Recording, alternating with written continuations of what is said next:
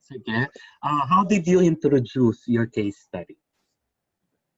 At first po, pinakita ko po yung ano po yung kung bakit po tinatawag na country of future yung Brazil, or meron po siyang potential for being a developed country po. Okay. Then how did you presented your body? Sa body po, pinakita ko naman po kung bakit po hindi po ganun yung realidad ng kung ano nangyayari po sa Brazil. Kasi po, magkaiba po yung sinasabi nila na yung sinasabing potential po ng Brazil at yung reality na na-experience po ng mga tao sa Brazil. Okay, what do you mean about that? What are you trying to say that the reality is different from what Brazil is experiencing? Di ba po, sinasabi po nila na country of future po yung Brazil kasi po, pinagmamalaki po nila yung economic growth ng Brazil dahil sa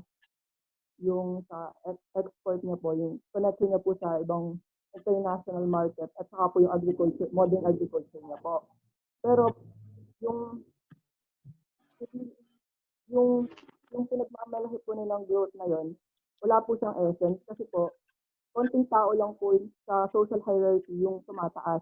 Pero yung hindi po yung mga mayaman lang po yung mayaman at yung mga mahirap nananatili pong mas mahirap at mas naaagawan po ng kung ano po yung dapat sa kanila. Dapat pong matanggap nila as parte ng paglago. Thank you, Jeremy. And the last part, how's your conclusion? Yung conclusion ko po is hindi po bago yung kung ano po yung estado ng Brazil. Yung Brazil, makikita niyo po yan sa napakaraming third world countries po sa buong mundo. Pare-pares po silang, may iba't iba po silang potential na sinasabi na potential na maging developed country. Tapos, yung iba po, parang nilulunod na ano po sila dun sa pagiging sa potential na yun, na nagiging complacent po sila. Yung parang pinapaniwalaan po nila yung materialistic view nila po ng economic development. Pero hindi naman po talaga development. It is growth lang po without the essence po. Okay, thank you so much, Jeremy. Good job for you, okay? For your recitation, you have +3, okay? So, let's go to the next person. Dave Dula, right?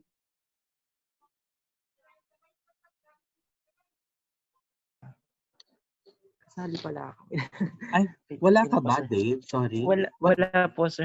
Ay, wala ka ba? Ay, sorry. Pero sige, dahil you're on the spot already. Go ahead, okay? Can you share your case study? Okay po. How did you introduce the case study about Brazil? In-introduce ko po siya by first po, define ko muna po what is progress. Kasi po, by the title, it's a progress in the struggle in Brazil po. So, in-introduce ko muna po by definition what is progress to me. Tapos po, sinite ko po doon that Brazil, one of the country that experience growth without development. So, ang parang pagpapa-introduce ko po, it's like, how can I differentiate the growth of Brazil versus the progress of Brazil and the development of Brazil po. Yeah, thank you. And then, how did you present your body? What did you include there?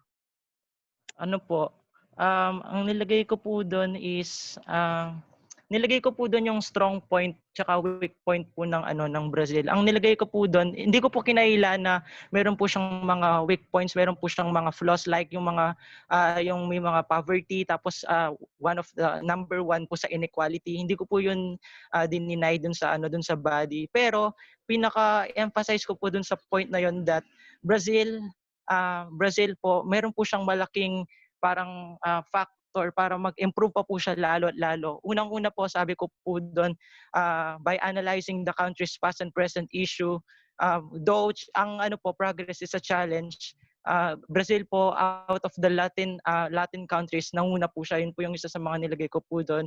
And another po is, hindi po siya nag-remain na stagnant. I supported that statement by stating na ang Brazil po is nag-a-adapt na po siya ngayon ng mga technological improvements, technological advancement and adaptation. Though hindi po siya katulad ng mga katulad po natin nasa East Asian country po.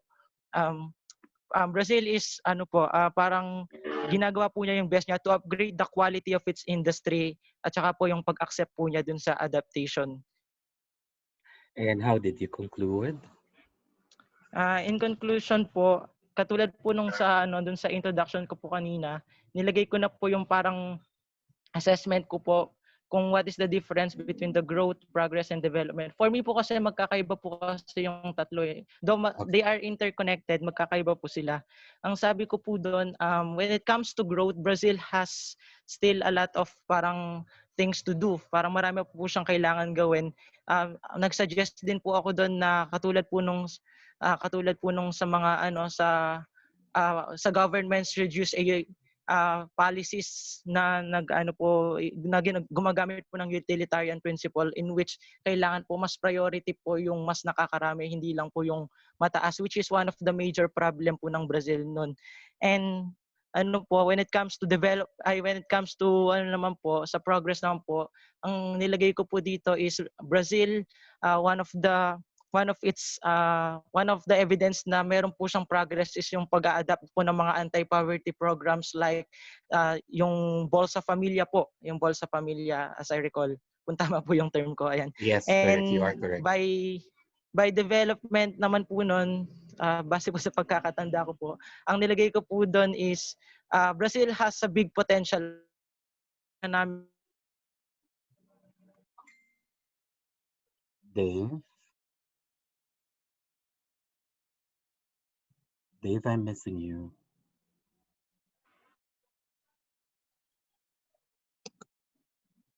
Ako ba yung nawawala or si Dave? Hello? Nawala po. Si Dave po. Okay.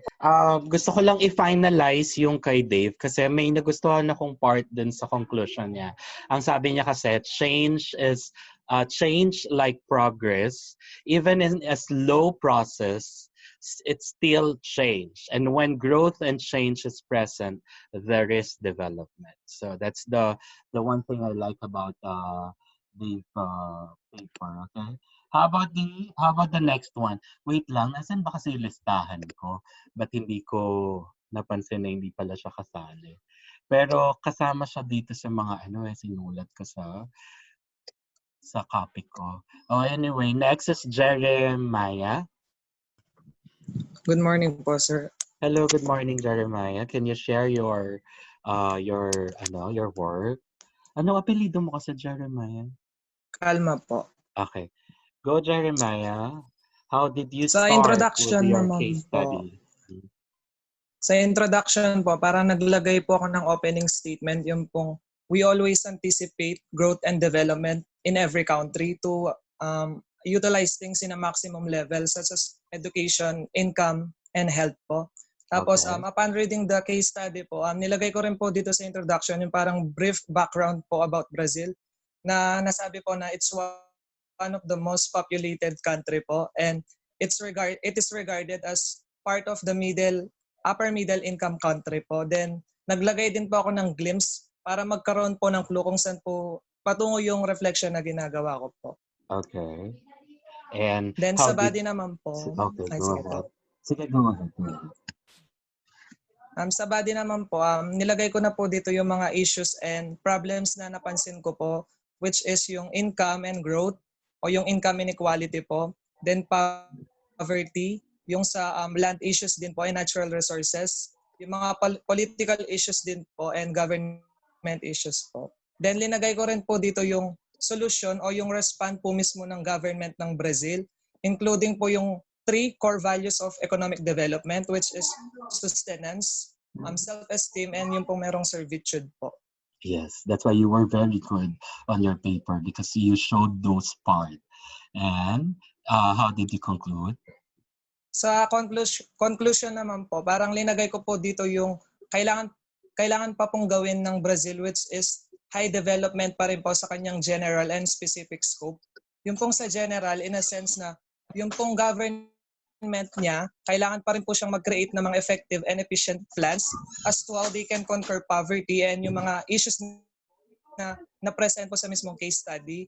Then nilagay ko rin po sa last sentence yung pong Brazil should not only focus to the growth of the economy but also to the growth of every citizen holistically to achieve the development of Brazil consistently po.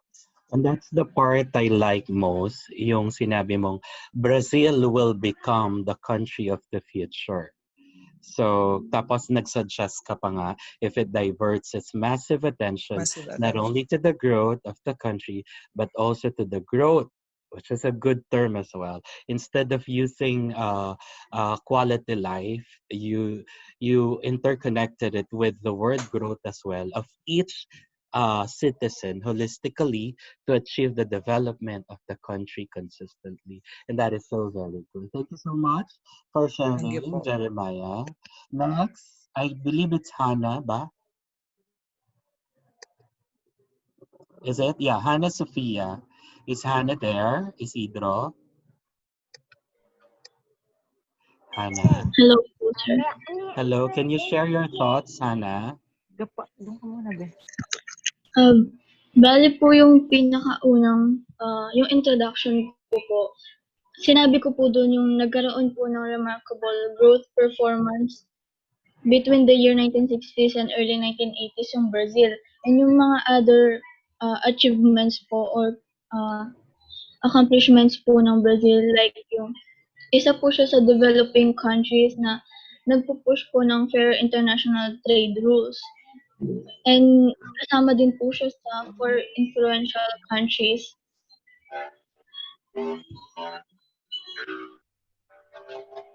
Hello? Hello po. Hello, okay. Hello Go back. Go, continue. Sir, nagsasalita po. May narinig ko po ibang nagsasalita. Ano yun, anak, Hannah? Can you just give us your conclusion? How did you conclude with Sir, your... narinig ko Oo, nag-recitation nagro-robotic po. ka. Hello? Hannah? Hello po, sir. Ayan. Medyo nag-choppy ka, no? That's okay. Can you still try to give us the gist?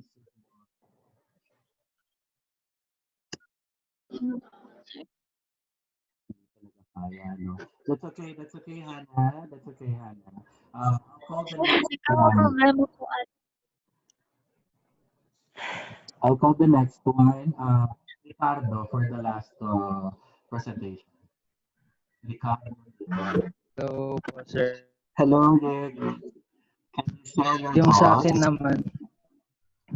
naman po, sir, is sinabi ko po sa introduction ko is different country, it has different government that results in different economy.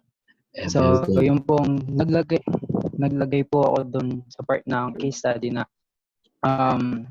ng out of the level of income of Brazil po and their gleaming facilities, mako-consider pa rin po ba siya na developed country na? Yes. For you, it is how did you present the body in relation? Hello po. Yung sa body naman po, sinabi ko na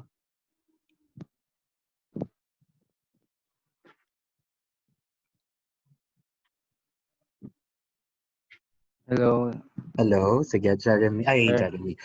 Sige, Rick, continue. Pwede. Ano yan? Wala. Labas ka na. Nilagay Sarado mo yung pinto. Nilagay ko po din sa body ko is yung mga weakness po ng Brazil po, sir. Yes. Tapos po, kahit may weakness po is gumagawa pa rin po sila ng paraan para ma-fill up or matugunan po yung mga problems nila, sir. And you said on your conclusion that economic growth and economic development is like two sides of a coin. Why did you say so? Yun po sir, interconnected po kasi sila gaya po ng sinabi ni Dave. Pero po, they are far different po from each other.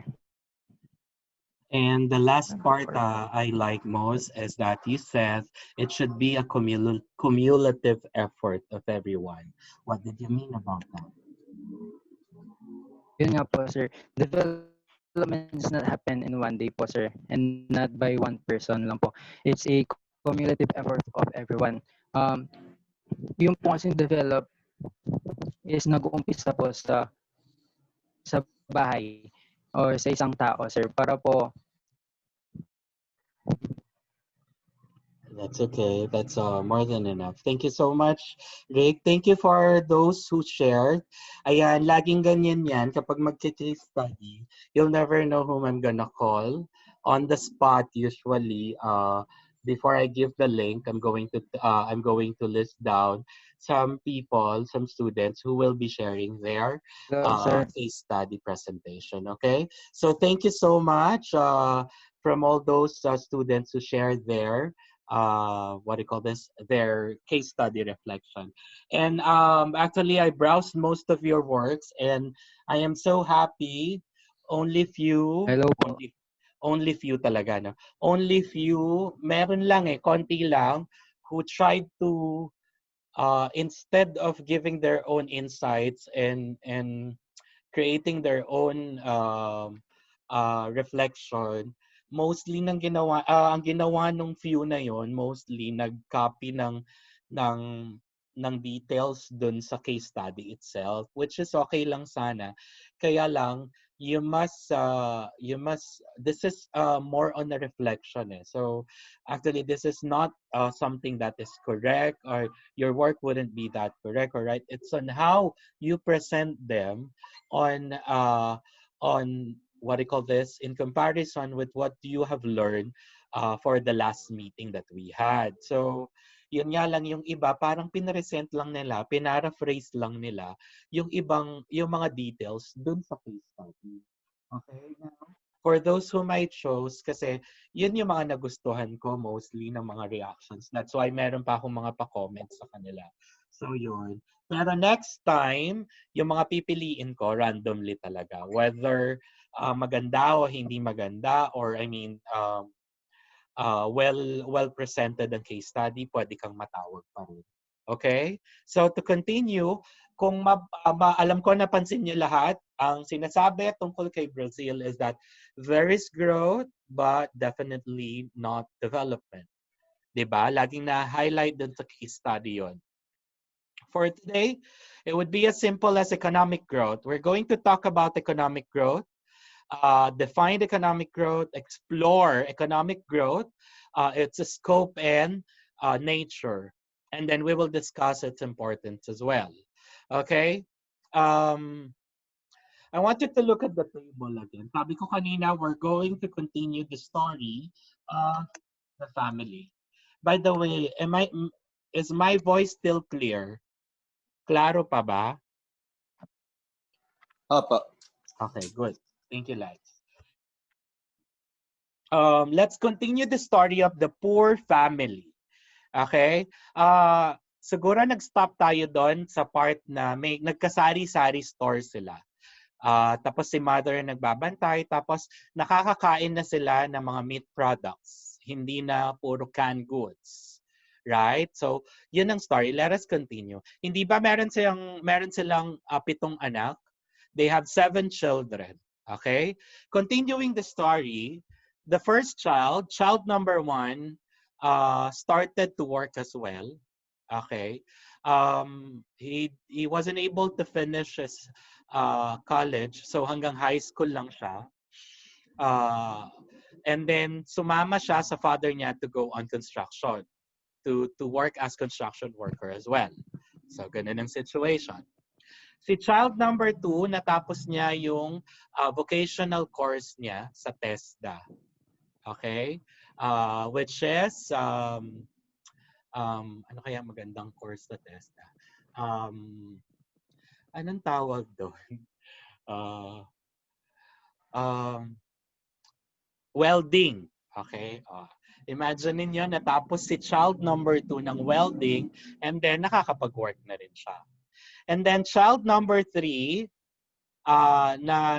magka-college na siya at natuloy niya ang pagka-college niya. And then si child number 4, ano na siya, senior high school student. And then si child number 5 and 6 are already, 5 is already a junior high school student. While 6 and 7 are actually on the primary, mga grade school students na sila. So imagine that situation. Their family has continued living in that manner. Okay. Now, I have some questions. If that is the situation, I have some questions. Who wants to volunteer?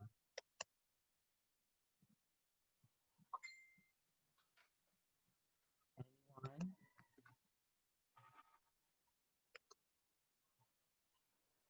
Diane? Diane Santiago. Can you unmute your microphone? Diane? Hello po, sir. Naiintindihan mo yung yung continuation ng kwento? Opo, medyo po. Medyo. Bakit medyo? Okay lang, Dayan. Nagcha-choppy ba ako sa'yo, Dayan? Hindi po masyadong nag-retain lang yung sa yung mga kwenta. children. Okay. Ulitin natin na si child number 1, nag-construction worker siya, hindi siya natapos lang siya ng high school, 4th year high school, junior high school lang. Si child number 2, nakatapos siya ng vocational sa welding sa TESDA. So, nag-work na rin siya as welder. Si child number 3, nag-aaral na siya as college. Si child number 4, senior high school na. Si child number 5, junior high school na. And child number 6 and 7, mga elementary students sila. So, klaro na, Dayan? Yes po. Dayan, what do you think will happen to the family? That's a general question. What do you think will happen to the family? So, Do you tingin think, ko po sige, papalitan ko yung question ko, Dayan. Do you think there is a development in their family?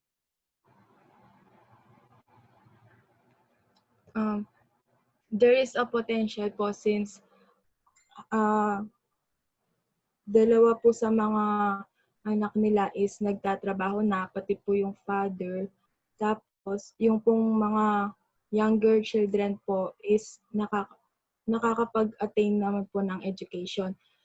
Siguro po kailangan po nila ng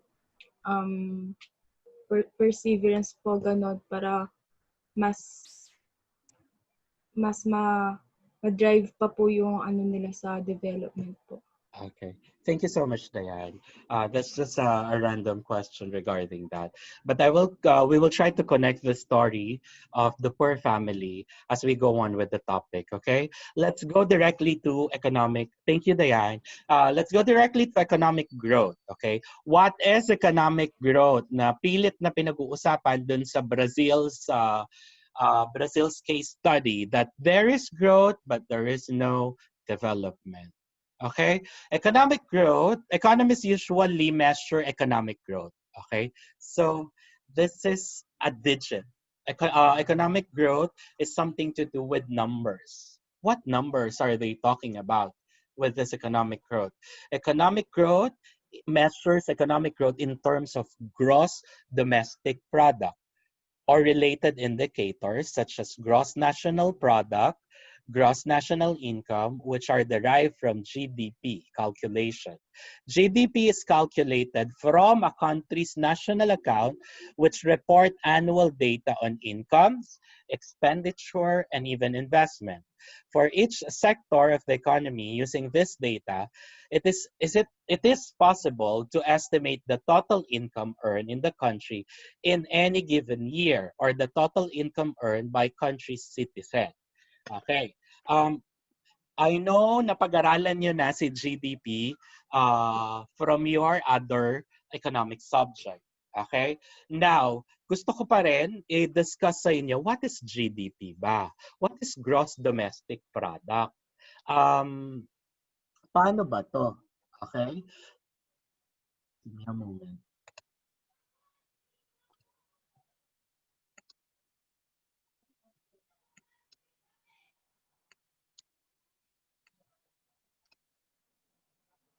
Baka mawala lang ako. Okay. What is GDP? Okay? GDP is actually, sabi nga kanina dun sa part na GDP is calculated from a country's national accounts which report annual data, incomes, expenditure, and investment. Okay? Kaya lang, ang gusto kong tignan yung meaning ng GDP. GDP is actually used, okay, to track the health of a nation's economy.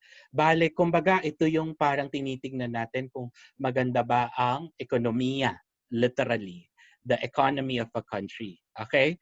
The factors that are being considered are actually about the country's economy, including its consumption and investment. Okay? GDP is actually the monetary value. Kaya nga digits sila. This is the monetary value of all the finished goods and services produced within a country's border-specific time. Minsan, per quarter, pero madalas per year or annually kinocompute ang gross domestic product. And this includes the country's citizens and foreigners within its border. Its primarily use is to assess the country's economy's health. Okay? Ano ba yung mga sinasama dito? Usually, ang kinocompute dito, personal and public consumption, public and private investment, the government spending, and even the nets or the exports, less imports. Okay?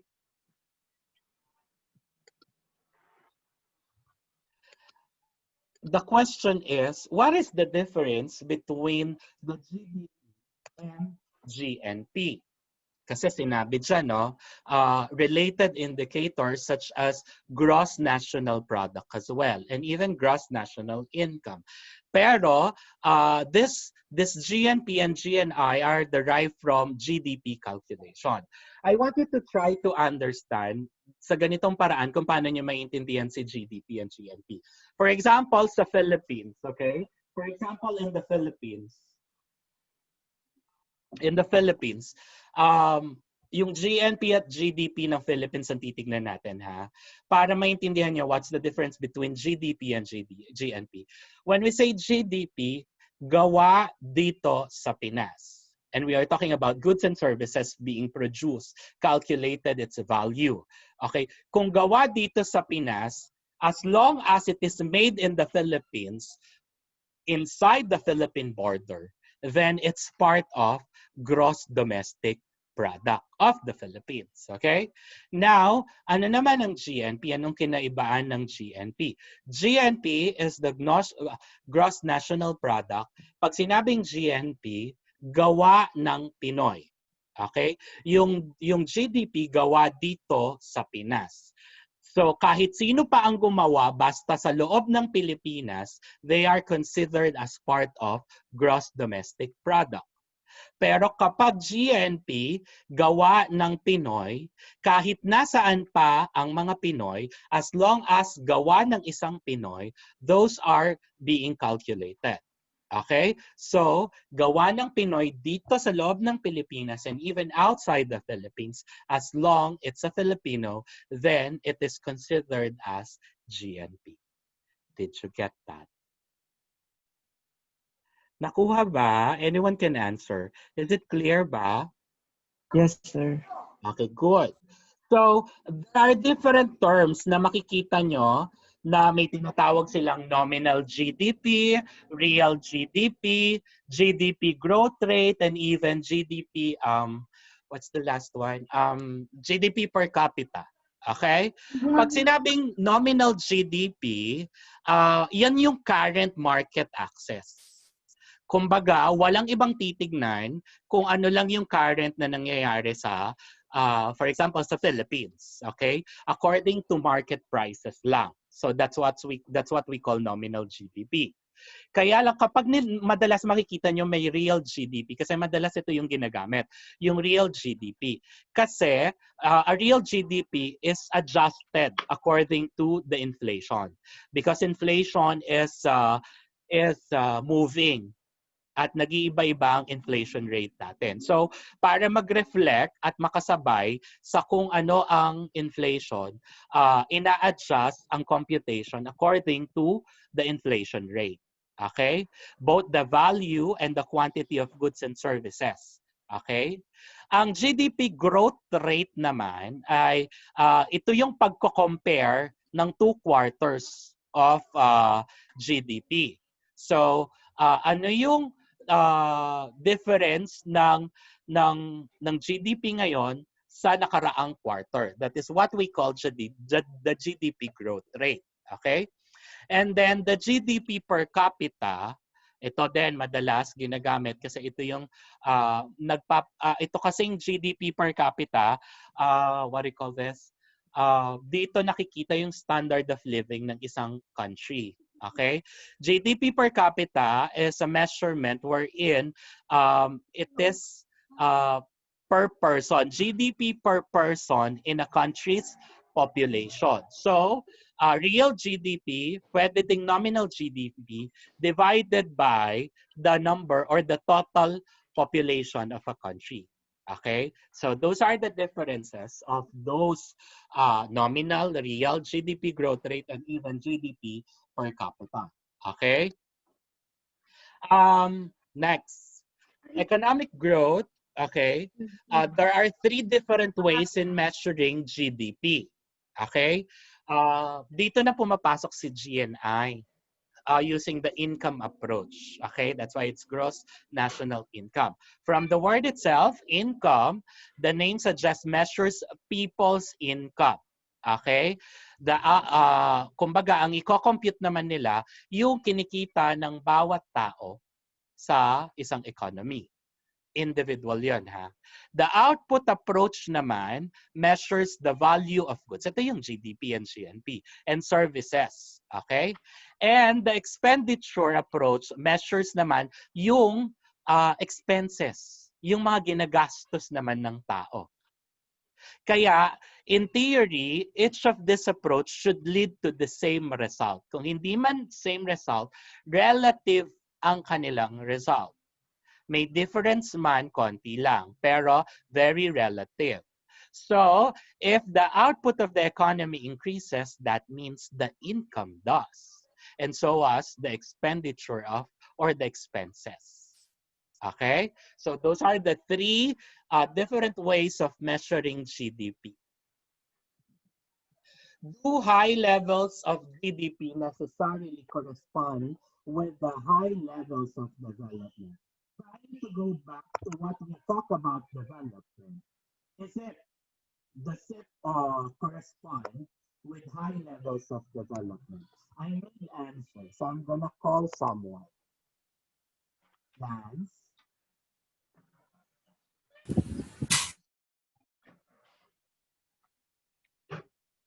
Lance.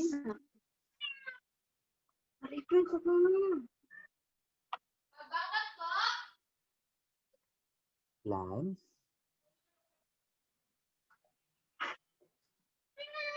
Mukhang hindi ka, total naka-unmute ka na. Ikaw na lang. Hindi ka.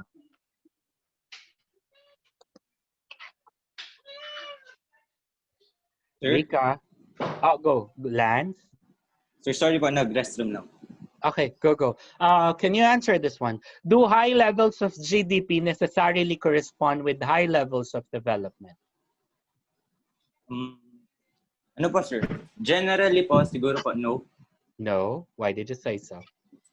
Because, ano po, sir, in a certain country, there are a lot of aspects for a certain country to develop.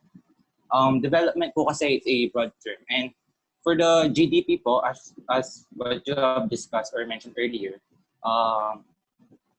these are the products po that were made here in the Philippines, inside the country.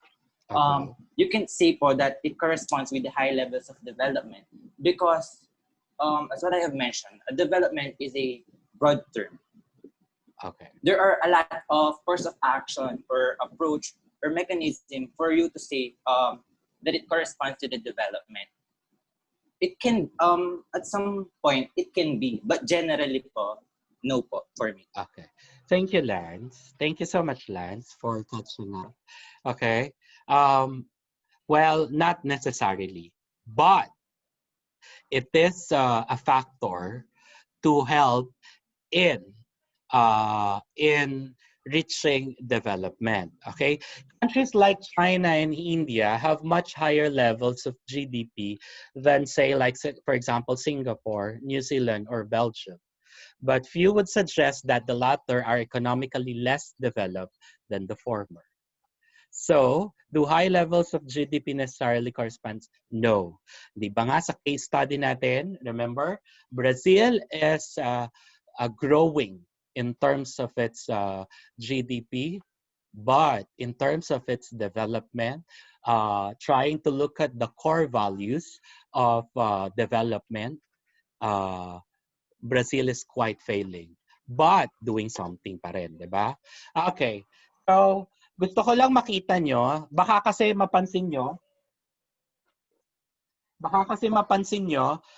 GDP, paano nagkakaroon tayo ng comparisons with other country. Pero paano yun? Eh, hindi naman pare-pareho yung standards of living ng mga tao sa iba't ibang bansa. Kasi iba yung mga prices and all. Paano natin maiko-compare? Dito pumapasok ang purchasing power parity. Okay? Nagamit ito in additional problem with GDP as a measure, okay, as a measure of development occurs when one compares per capita GDP across countries. This problem arises because $1 US dollar in the United States or Europe, for example, does not buy the same amount of goods and services as it would do in, say, or in Africa or Asia. Kung nakakapanood kayo ng mga travel vlog or mga travel experiences, sinasabi ng mga taga-US, lalo na yung mga travelers from US, when they go on tour, ang mura sa mga Asian countries. Yung $1 nila, aabot lang ng candy sa Amerika. Pero when they go to Asian countries, parang ang dami na nilang mapapakain sa dollar na meron nila. Okay, so to overcome this difficulty, economists often use purchasing power parity. Kasi I'll be asking you to go to UNDP, the United Nations Development website. That's one of your activities today. Baka makita niyo doon kasi yung PPP. Okay? PPP means purchasing power parity. It means na-adjust na yung computation nila for the GDP of certain countries para they can compare different countries. Okay? These are dollars that are adjusted to account for the differences in purchasing power between different countries. Okay? Now, to continue, that is all about growth, okay? Growth is mostly about GDP, okay? Now, we will go to Human Development Index, okay? What is this HDI? The weakness inherent in the use of GDP as measure of development have led to the creation of other measures. Okay, the most well-known of this is Human Development Index, published on a regular basis by the United Nations Development Program. In its Human Development Report. The HDI is composite index that rates countries according to their overall performance in relation to criteria, life expectancy, education, and even per capita GDP. So most likely to see beyond numbers,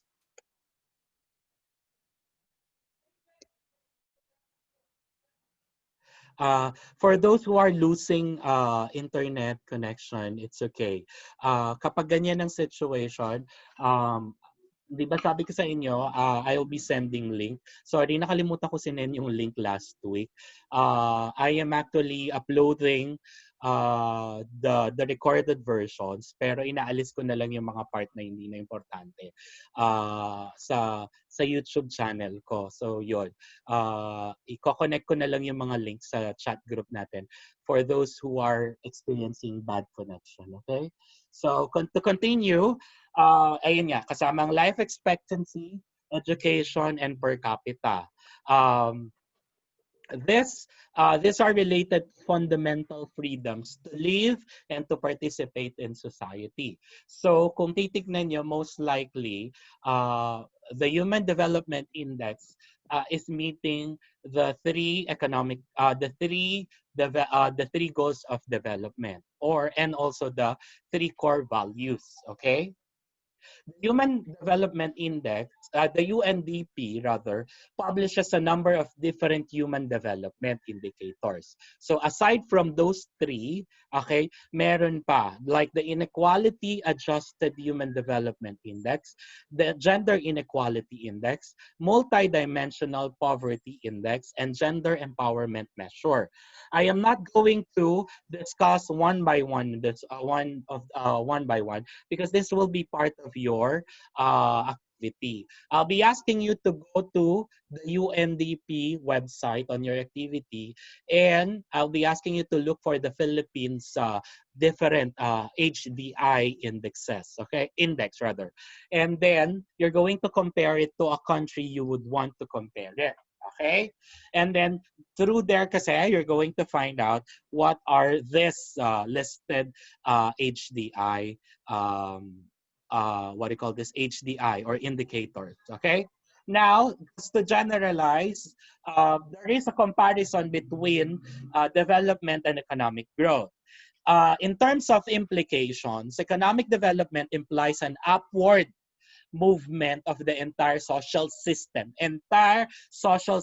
Not only in incomes, savings, and investment, but along with progressive changes where in socio-economic structure of the country. While in economic growth refers to an increase over time in a country's real output of goods and services, GNP and GDP. Okay? In terms of factors, the development relates to growth of human capital indexes. So yun ang connection ng HDI sa topic natin today. It's about development. Mas makikita natin that there is development through those human capital indexes. While sa economic growth, growth relates to a gradual increase in one of the components of GDP lang. So it's just about GDP. Okay?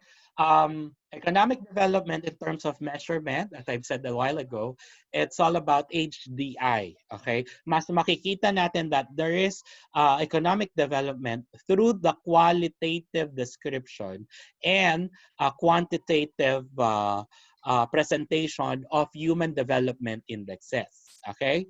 While in economic growth, quantitative lang siya in terms of increase in GDP. Okay? Effects brings qualitative, quantitative changes in the economy. That is through economic development. While economic growth just brings quantitative changes. Relevance, economic development is more relevant, lalo na ngayon, to measure progress and quality of life. Dati kasi, in history, parang enough na ang GNP and GDP to show growth, to show development in a country. Okay? Scope. It's concerned with structural changes. Sabi ko nga dati, last week, economic development is multidimensional. Now, na ipapasok na natin ng HDI, you'll see those dimensions and different aspects through quantitative presentation by the HDI. Okay, while economic growth is concerned with increase in the country's output only.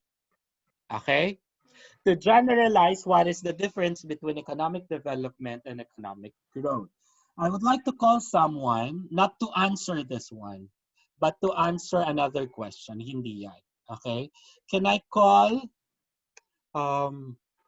Sana maganda yung connection ng tatawagin ko. Clyde Santos. Clyde. Clyde. Hello po, sir. Hello, Clyde. Clyde, Hello po. remember the family, the poor family? Opo. Okay. Clyde, is there an economic growth in the family situations, in the family status? Opo, sir. Why did you say so? Kasi po, they make an effort po to improve po yung life po nila. May nagtatrabaho, meron pong nag-aaral. Okay. Let's be more specific, Clyde. Is there an economic growth in the situation of the family? Opo, sir. In what terms? Paano mo masasabing may economic growth? Recall what is economic growth.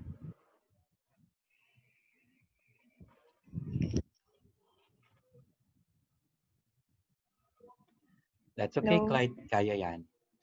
Ano kasi ang economic growth, Clyde? It has something to do with... Hello po, sir. Hello, Clyde? Sir. Yes, Clyde. Naririnig Sir. mo ako, Clyde? Hello That's po. okay. Okay. Sige, Clyde. That's okay. Let's call someone else who wants to answer. Sino yung gustong sumagot? Marps? Marps Patio?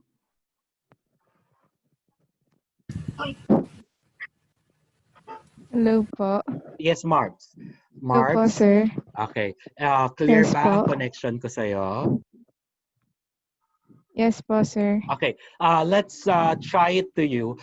Let's go back to the family, the poor family. Do you think there is Yes an po. economic growth? In terms, dun po sa current situation po nila, sir. Yes, yung I think pagkakakontinue ko ng po, kwento. yes po. I think po there is no, hindi po masyadong ganun kaano yung economic growth po sa family nila. Okay. Kasi po, as you discussed po, sir, yung economic growth is like quantitative po. Yes. More on quantitative, and considering po yung work po ng anak, yung child one po, which is construction.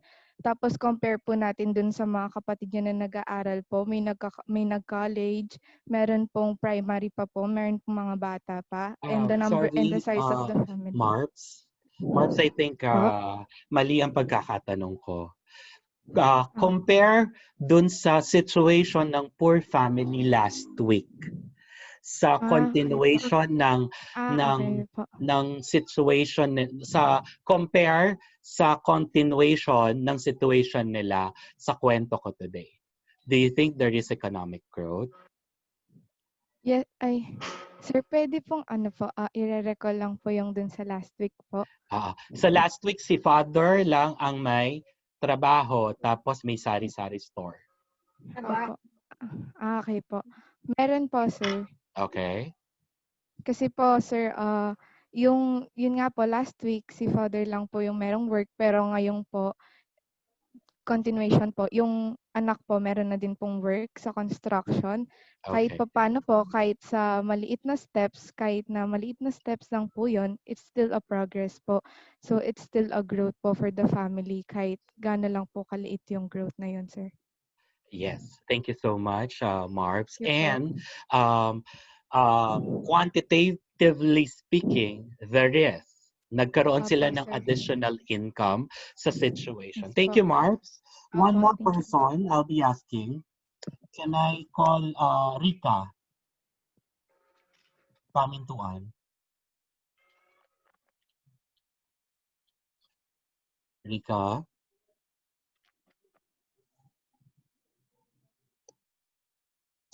Pahirap na ba yung mga connections natin na? Sige. Sino ang pwedeng mag-volunteer? Anyone can unmute the mic and talk. Kyle, can you Ito po, sir. try? Ay, ayun. Sino yan? Who's that? Hello? Rika? Rika po. Okay. Rika, from the situation, okay?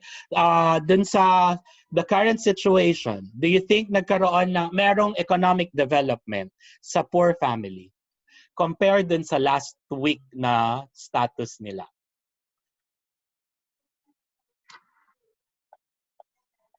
Para sa akin po, sir, meron. Okay. Why did you say so? Kasi po, nag-develop naman po yung buhay nila eh.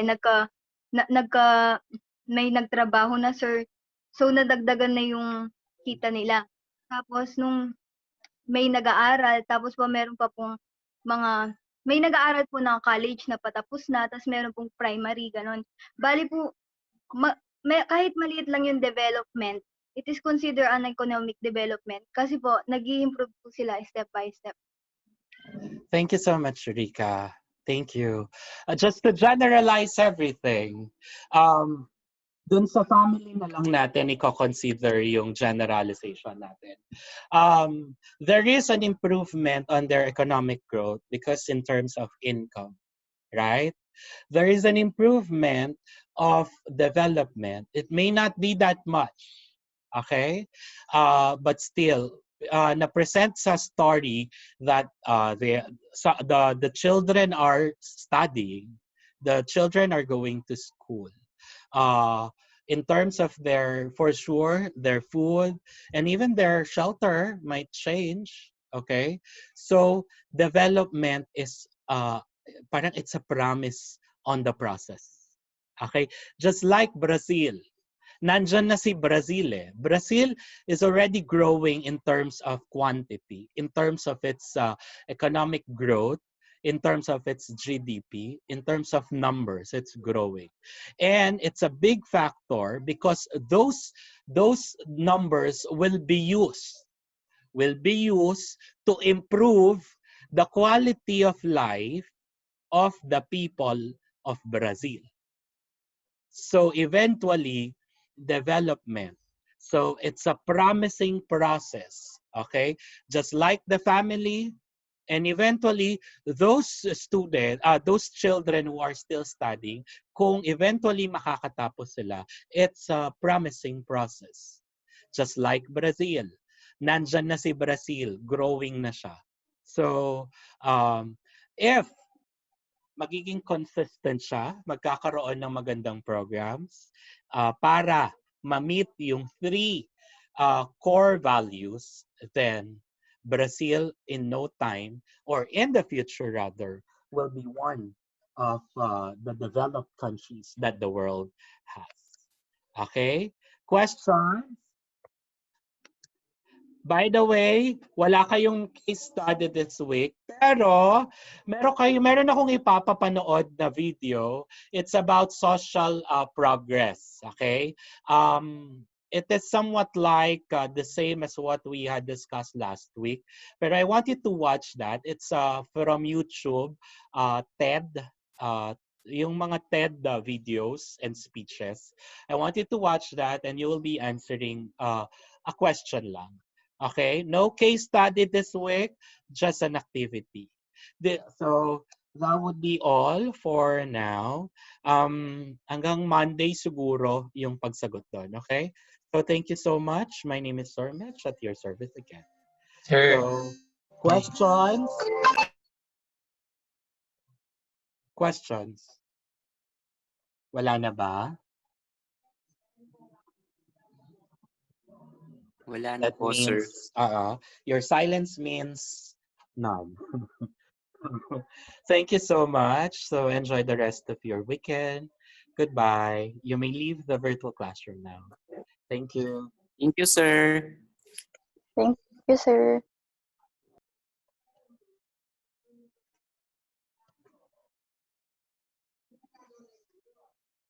Sorry, umabot tayo ng 12 p.m.